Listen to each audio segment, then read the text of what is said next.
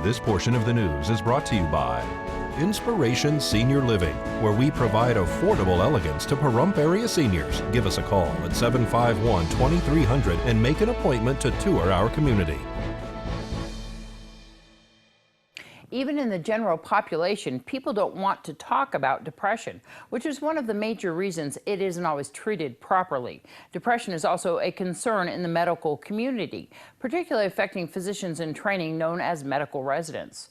A considerable number of medical residents suffer significant depressive symptoms at various times during their training. What should be done to address the problem?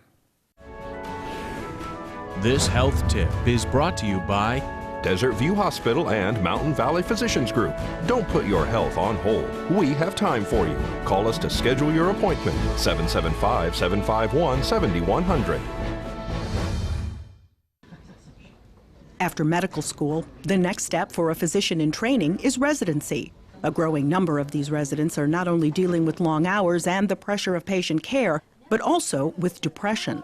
A quarter to a third of the residents are suffering either specific diagnoses or significant symptom burden. I mean, that's an endemic. That is such a high prevalence of such a serious problem that we all should be extraordinarily worried.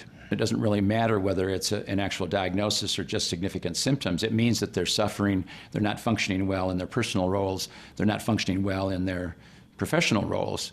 Dr. Thomas Schwenk, Dean of the University of Nevada School of Medicine, says while medical students and practicing physicians have a prevalence for depression roughly similar to the general population, the diagnosis is much more common in residents and also carries a great deal of stigma.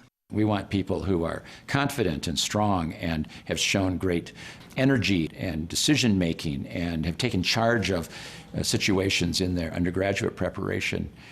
So it's not surprising that these same people are going to have a hard time admitting vulnerability or that they need help. And when residents apply for jobs, they do not want a hint that they've suffered from mental illness. There have been several efforts to address this problem. Confidential mental health care is now more easily available, and mental health records are not included in academic records. Resident duty hours have also been scaled back in recent years. Reduction in hours, probably because it still is an incredibly high level of workload, hasn't really improved residents' quality of life, and it seems to have caused some problems in performance and in the quality of care. The world is just so dramatically different, yet we're still training residents the same way. It looks exactly like it looked in the 1950s and 1960s.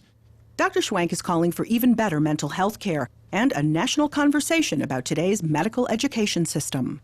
What I would really like to see is the accrediting bodies, the residency review committees, the Accreditation Council for GME, the ACGME, really take this to a high level. What if we built teaching programs from the ground up for teaching, and clinical care was actually a secondary objective? Right now what happens is the teaching in many regards kind of gets added on to an extremely high-powered, high-intensity, high productivity, very busy clinical system, and it makes it hard for residents, I think, to really process everything that's going on. Catherine Dolf, The JAMA Report.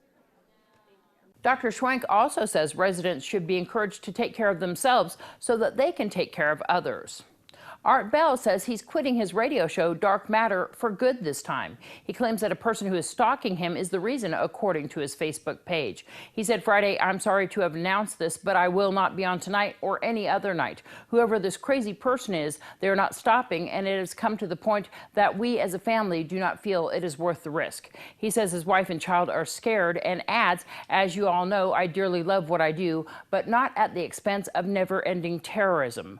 Police say they have responded several times to the Bell's residence. The latest incident, December 9th, Nye County Sheriff's Office dispatched received a 911 call from the wife of Art Bell reporting that he was out on the property walking and that he had called her from a cell phone to tell her someone had shot at him, and then he stopped responding. Nye County Sheriff's Office deputies responded and checked the area. Art Bell was located lying on the ground of his property with no injuries. He reported to responding deputies that he was not sure if the noise he heard was a firework or gun gunshot. Deputies did a thorough check of the area and located no one, and also did not locate any evidence of gunshots. Deputies maintained extra patrol in the area for the remainder of the week. However, nothing was discovered. At this point, the investigation is closed unless further information is discovered. Bell has said that he may occasionally come back on air to do unannounced spots. The Tribe Toy Run was held on Sunday. They plan to do a second run this next Sunday to deliver toys to the kids who are less fortunate in our area. It takes a village of people, like we talked about the other day. You have, how many bikers do you think right now out here? I don't know now. There'll be 100 when we roll out. And this is all put on by the tribe, but other bike clubs join? Yeah, we got the Iron Crossmen, we got the Sconers, we got Pole Bobs, we got oh man, we got all kinds here, you know. Will you be having an additional weekend that you're going to be delivering? Do you know yet? I do know. We're going to do this next week again. Just like you did last year. Absolutely. That's good and bad news, isn't it? It wears you out, but you know, it's very satisfying at the end of the day. And so people can still donate gifts into those. Absolutely. We left the boxes out this year, and on the boxes is donation deals. The donation deals really help out because we can fill in, but we like the toys too, and that's what the girls do, is they make it all work, you know. I stand around and take the bows, but they're the ones that coordinate the whole thing. So if people want to donate cash, they can do that here at the Oasis Outreach or where? Absolutely. It's Jackie and Cheryl from the Oasis. They work with the coalition, and we have a food ministry, and they work with that also. And they're my treasure, and they make me too legit to quit, okay? The Pahrump Valley Chamber of Commerce held their annual Christmas party at Mountain Falls on Friday night. We do it annually, and it's a gift to our members. There's no fee to come, and Mountain Falls did a wonderful job tonight with a prime rib buffet, and we have great raffle prizes. We do pay for the party through our raffles and our 50-50.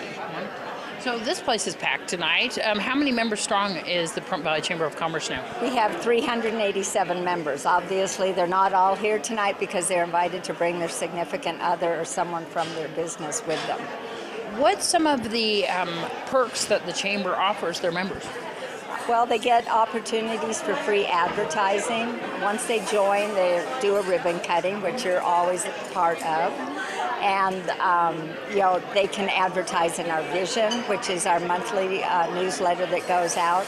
They can advertise in our e-blast for free every week.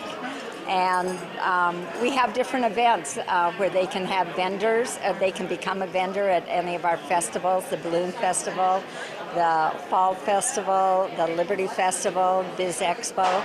Yeah. And mixers all the time, right? And luncheons? Yes. Yeah, our luncheons, we have 2 a month, and they're on the 2nd and 4th Wednesday. And then we have a mixer that's on the 3rd Wednesday evening, and a different business sponsors each one. So they get, the members get a chance to network, and the sponsor gets a chance to show his wares. And you guys are in the Nevada State Bank building, just on the 2nd floor, right? We are, yes. Yeah, and we're there every day, Monday through Friday, from 9 to 4. And you can come on by if you need any services. You have business cards for almost every single vendor that you have. We do, and we have flyers. If you need a phone book, a local phone book, we have that. We have information from the hospital if you need medical information. You know, there's a vast source of information for Pahrump. News 46 will return in just a moment.